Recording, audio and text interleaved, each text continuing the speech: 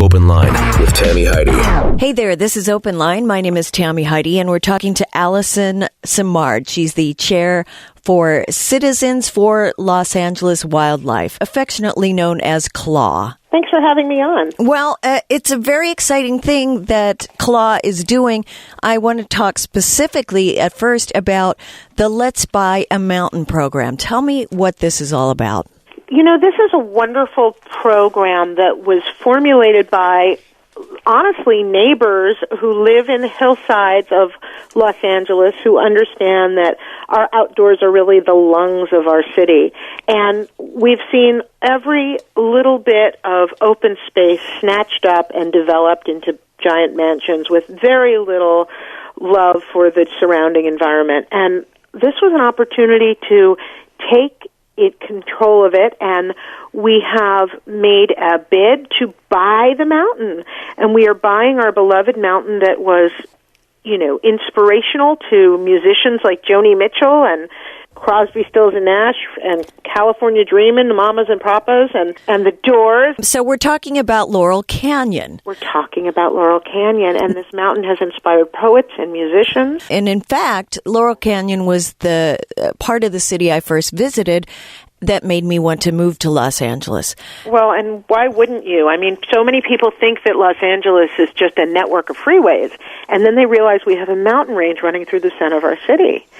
What is the specific area of Laurel Canyon that you want to get people involved, get people to kind of take back and make sure that it still remains a wildlife corridor? Where are we talking about? This is a ridge. It's 17 acres of a mountain that bisects Lookout Mountain and Stanley Hills Drive in the middle of Laurel Canyon. So the part that we're talking about has been gated off by the adjacent 8 neighbors, and our plan is to really protect it, not exploit it.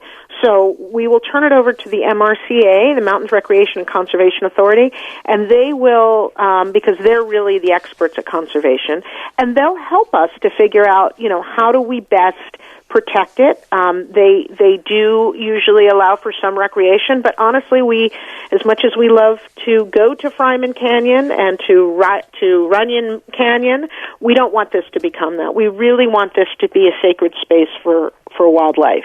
And because people also do live there, we've encroached on a lot of wildlife territory. Why are we surprised that bears are showing up in our pools and our yards? They're on our state flag. Sure. They live here. And, you know, CLAW will go. We, for example, did a booth for 2 days at the LA Zoo. They invited us to talk about Endangered Species Week. And when we tell children who don't live in the hills that we have real lions in our hillsides, in our parks, you know, they are in our backyards. The P-22, I call Hollywood's most famous cougar, he's stuck in Griffith Park. Somehow he got across the 101 freeway and made it. But, you know, he's recently burrowed under someone's home because, you know, they need their connectivity and they need their open space. We also have bobcats, by the way. And although our mountain lion, you know, gets a lot of attention and wonderfully, you know, there was that beautiful photograph that was taken by Steve Winters in front of the Hollywood sign. There are some others that he did that are just incredible. And our bobcats are no less majestic and regal. In fact, some people will confuse them if they see them running fast, and really one of the only ways to tell them is, you know, the length of the tail, which is why it's called a bobcat. But, you know, 95% of the bobcats in the Santa Monica Mountains have been poisoned by rodent poison. So that's another sort of piece of what CLAW is doing, is working to, you know, protect our wildlife, and we do it and restore our open space and educate about how our open space are the lungs of our city, and our wildlife are really the barometer of the health of our environment. And we have to keep them healthy and vibrant and thriving.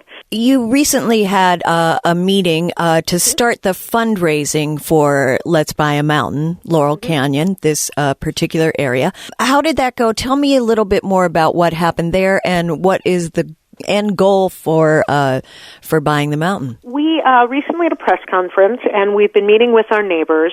The first goal is we have to raise $50,000 by November 2nd. This is part of the agreement we made with the current private owners, which have been, quite frankly, a very generous escrow time.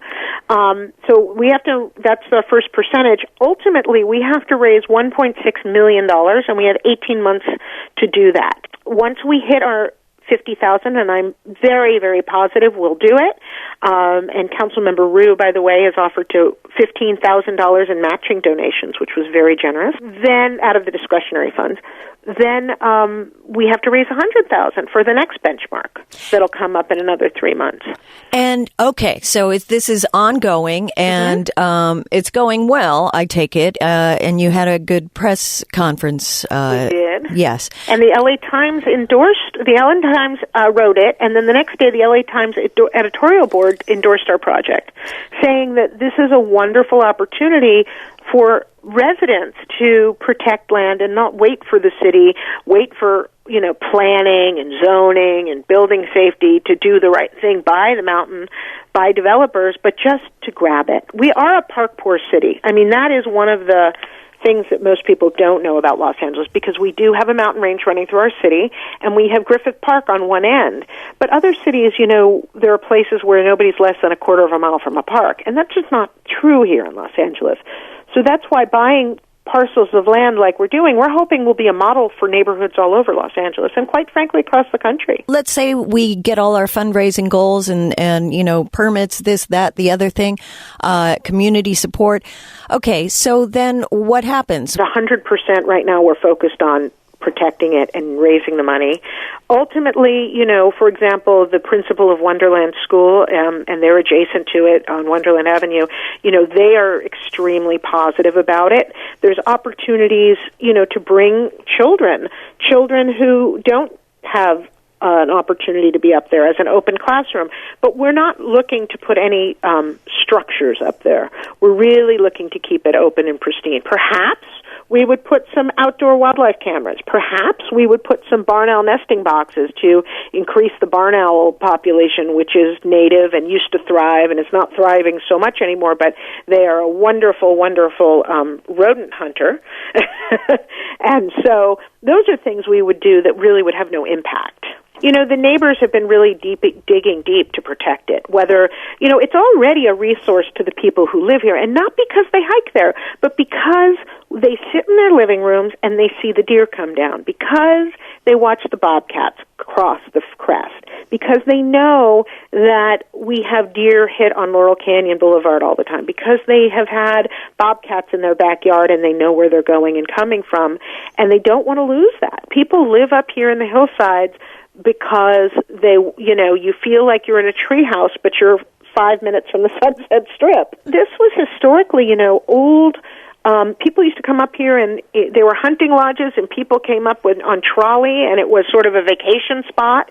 And it still has some of that rustic charm and beauty that everybody wants to keep. The good thing about doing this is turning this over to the MRCA means that we'll have rangers come regularly and be able to patrol it and be able to make sure that the land is protected. And so that's another reason that people are very positive about it. How can people get involved and get more information? You can always go to clawonline.org, and CLAW, Citizens for Los Angeles Wildlife, is a 501c3. We are a nonprofit. If somebody is interested in making a donation, if you want to make a donation directly to the Mountain Project, then you go to our Let's Buy a Mountain page and make a donation there.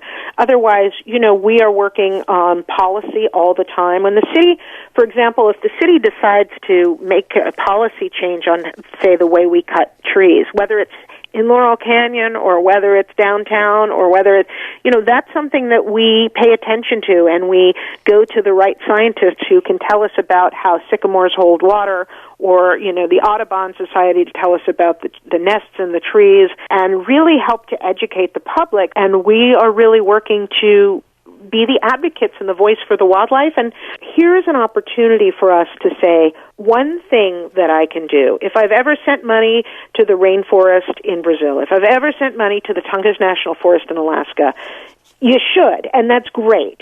But we have things right here in our backyard, and again, I can't say it enough.